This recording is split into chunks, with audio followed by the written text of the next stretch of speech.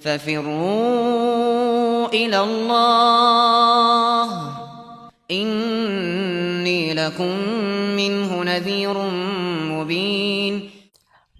Kita ketahui bersama sudah ada instruksi dari pemerintah kita untuk melakukan ibadah di rumah, kerja dari rumah, belajar dari rumah.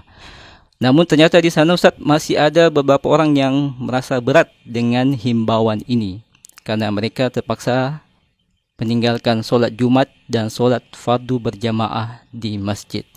Bahkan di sana ada beberapa tokoh masyarakat yang didengar juga mengeluarkan statement yang mempengaruhi mereka untuk berat dengan himbauan ini. Bagaimana kita menanggapi Ustaz? Bismillahirrahmanirrahim. Alhamdulillahi rabbil alamin. Wassalatu wassalamu ala al-mabawuthi rahmatan lil alamin. Nabiyina Muhammad wa ala alihi wa sahbihi wa man tabi'ahum bi ihsanin ila yaumiddin, amma ba'd. Ya, sebenarnya kalau menganggap berat akan hal tersebut, itu dasarnya dibangun di atas pengetahuan dan pemahaman. Jadi kalau dia memahami dengan baik kaidah-kaidah syariat di dalam hal ini, tidak perlu dia merasa berat dengan hal itu. Iya. Jadi himbauan misalnya untuk tetap di rumah yang mengakibatkan kita sholat fardu di rumah, sholat 5 waktu yang biasanya kita kerjakan di masjid, kita kerjakan di rumah, sholat Jumat yang ditegakkan di masjid, ya kita lakukan di rumah dengan sholat duhur, bukan sholat Jumat, tapi dilakukan sholat duhur 4 rakaat.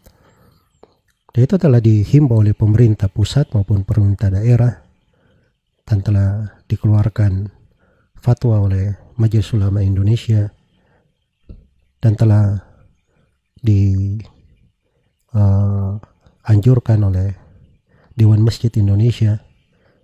Dan itu adalah hal-hal yang dibangun di atas pedoman syar'i. Dari sejumlah sudut perlu kita perhatikan agar supaya kita tidak merasa berat dengan hal itu.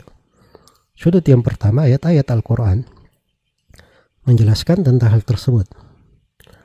Allah berfirman, "Wala tulqu biaidikum ila tahluka." Jangan kalian melemparkan diri kalian ke dalam kebinasaan.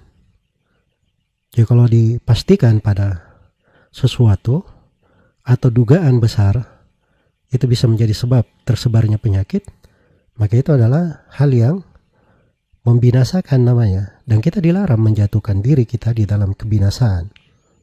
Allah Subhanahu wa taala berfirman, "Wala taqtulu anfusakum innallaha kana bikum rahima." Dan jangan kalian membunuh diri kalian, sungguhnya Allah Maha merahmati kalian. Kemudian yang kedua, dari sudut hadits Rasulullah sallallahu alaihi wasallam. Dan ini di atas beberapa bentuk. Bentuk yang pertama, Nabi sallallahu alaihi wasallam melarang orang sakit berbaur dengan orang yang sehat. Kata beliau di dalam hadits riwayat Bukhari dan Muslim, "La yuridu al-mumridu al-musih." Janganlah orang yang sakit itu mendatangi orang yang sehat. Ya. Dan terhadap orang yang makan bawang putih, dalam hadits riwayat Bukhari dan Muslim juga, Nabi Shallallahu Alaihi Wasallam larang untuk mendekati masjid. Man akala min hadhihi syajara fala yaqrabanna masjidana. Kata Nabi Shallallahu Alaihi Wasallam, siapa yang makan dari pepohonan ini, dari buah bawang ini, dia makan, maka jangan dia dekati masjid kami. Ini orang yang mengganggu manusia dengan bau mulutnya, itu dilarang mendekati masjid. Ya, masa suatu penyakit yang sudah terbukti menyebabkan wafatnya banyak manusia, dan sekarang tingkat di Indonesia yang positif terkena corona semakin bertingkat setiap harinya dengan peningkatan yang signifikan sekali, dan angka kematian juga sekarang sudah melampaui jumlah yang sangat besar dan sudah diperhitungkan di tingkat dunia. Masa hal yang seperti ini tidak dijadikan sebagai bahan pertimbangan? Iya. Nah, saya kira ini bukan hal yang benar ya. Untuk cara berpikir harus diperbaiki. Kemudian yang ketiga, harus dipahami bahwa tidak sholat berjamaah di masjid tidak melakukan sholat Jumat, itu boleh apabila ada udzur. Udzur karena hujan.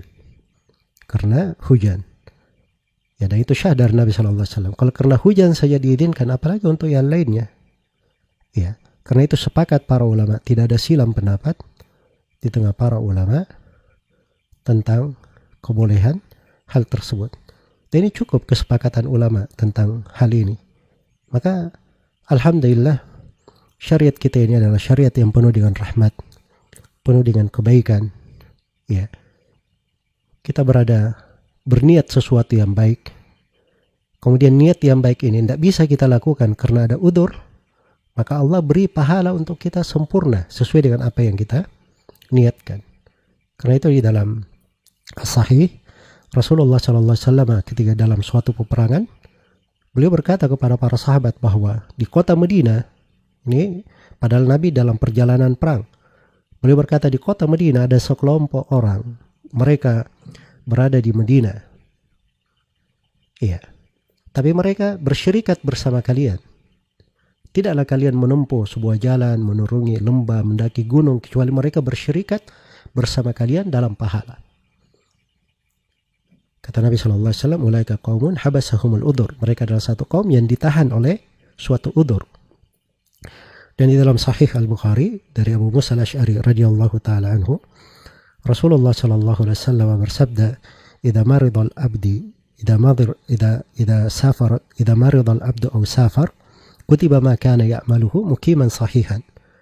Apabila seorang hamba itu sakit atau dia melakukan perjalanan, maka Allah akan tulis untuknya apa yang biasa dia lakukan sepanjang dia sehat dan mukim. Dan ini syah juga semakna dengan hadits ini dalam Musnad Imam Ahmad dari Abdullah bin Amr bin As. Maka ini mana-mana semuanya mempertegas alhamdulillah di dalam hal ini banyak kebaikannya. Dan terakhir yang hendaknya kita selalu ingat bahwa di dalam kebersamaan bersama pemerintah itu terdapat keberkahan. Dan itu adalah salah satu sebab yang menyebabkan umat ini dijaga di atas kebaikan dan dihindarkan dari musibah dan petaka. Karena itulah telah datang di dalam ayat-ayat Al-Quran dan hadits-hadits Rasulullah dalam jumlah yang mutawatir, pendalilan yang sangat banyak sekali, perintah untuk menjaga kebersamaan. Maka ini harusnya yang kita pelihara, kita jaga. Semoga Allah Subhanahu wa Ta'ala melipat gandakan kebaikan untuk semuanya. Harusnya dia bergembira, dia di rumahnya duduk sesuai dengan konteks syariat, dia mendapatkan pahala. Dia tidak pergi sholat berjamaah, tapi dihitung untuknya pahala sholat berjamaah sebagaimana yang biasa dia kerjakan. Maka ini ujian-ujian itu kadang ada kebaikan, kadang sebuah ujian membawa sebuah nikmat untuk seorang hamba. Semoga Allah memberi taufik kepada semuanya. Wallahu ta'ala alam.